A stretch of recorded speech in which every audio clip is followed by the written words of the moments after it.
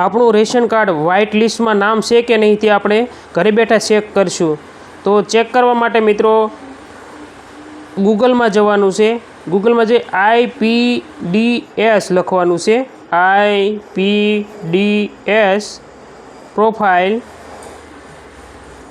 આ રીતે લખવાનું છે અને સર્ચ કરવાનું છે। IPDS પ્રોફાઇલ લખી દેવાનું છે અને સર્ચ કરશું।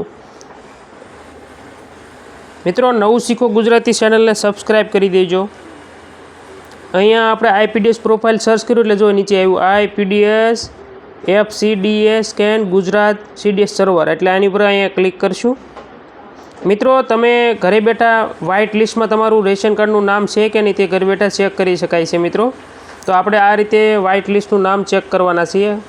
હવે નીચે જવાનું છે, આ રીતનું દેખાય એટલે તમારે નીચે જવાનું છે થોડું। જો આ નીચે જવાનું છે, અહીંયા જો બીજા નંબર ઉપર CBDC પ્રોફાઇલ લખ્યું છે ત્યાં ક્લિક કરવાની છે આપણે। બીજા નંબરનું CBDC પ્રોફાઇલ ત્યાં આપણે ક્લિક કરી આગળ વધશું। હવે મિત્રો અહીંયા CBDC પ્રોફાઇલ ખુલ્લી ગયું છે। અહીંયા લખો, પહેલાં જો રેશન કાર્ડ નંબર લખવાનો છે, પછી મોબાઈલ નંબર લખવાનો છે તમારો, પછી છેલ્લા આધાર કાર્ડના 4 આંકડા લખવાના છે, નીચે કેપ્ચા લખી દેવાના છે, અહીંયા સર્ચ છે ત્યાં ક્લિક કરવાની છે મિત્રો। તો મિત્રો આટલી ડિટેલ ભરી માગ્યા મુજબની માહિતી અહીંયા ભરી દેવાની છે,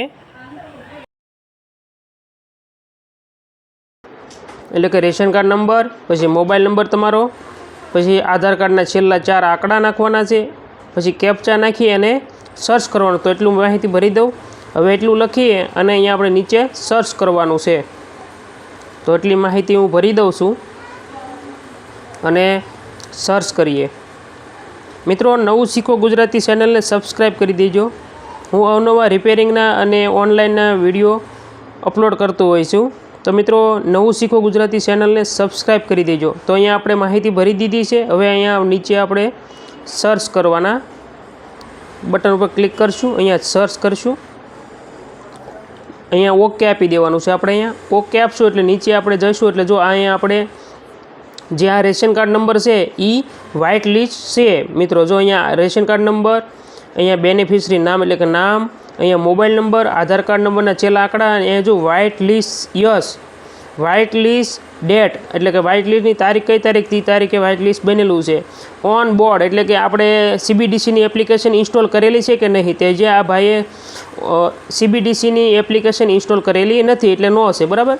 જો એપ્લિકેશન ઇન્સ્ટોલ કરી નાખશે એટલે ઓન બોર્ડ છે ત્યાં યસ થઈ જશે, બરાબર। અહીંયા વ્હાઇટ લિસ્ટ યસ એટલે કે આ ભાઈનું નામ વ્હાઇટ લિસ્ટમાં નામ છે। તો મિત્રો આ રીતે ઘરે બેઠા મોબાઈલથી આપણે વ્હાઇટ લિસ્ટમાં તમારું રેશન કાર્ડ છે કે નહીં તે આપણે ઘરે બેઠા ચેક કરી શકાય છે મિત્રો। તો અહીંયા આપણે નેક્સ્ટ જોવા માટે રીસેટ, નીચે રીસેટ હતું તે રીસેટનું બટન દબી અને ફરીવાર આપણે ration card number, mobile number નાખી દેવાનો છે, આધાર કાર્ડના છેલ્લા જે 4 આંકડા નાખવાના છે અને ચેક કરી શકાય છે મિત્રો। હવે જે મિત્રોના વ્હાઇટ લિસ્ટમાં નામ નથી તેને ક્યાંય જવાની જરૂર નથી મિત્રો। રેશન કાર્ડની દુકાન, તમારે જે રેશનિંગની દુકાન છે ત્યાં જવાનું છે, એને જાણ કરી દેવાની છે કે મારું નામ નથી, એટલે તમારું નામ જ્યારે બીજો રાઉન્ડ પડશે ત્યારે તમારું નામ લિસ્ટમાં આવી જશે મિત્રો। એટલે તમારે મૂંઝાવાનું કે ગભરાવાની જરૂર નથી મિત્રો। થેન્ક યુ મિત્રો।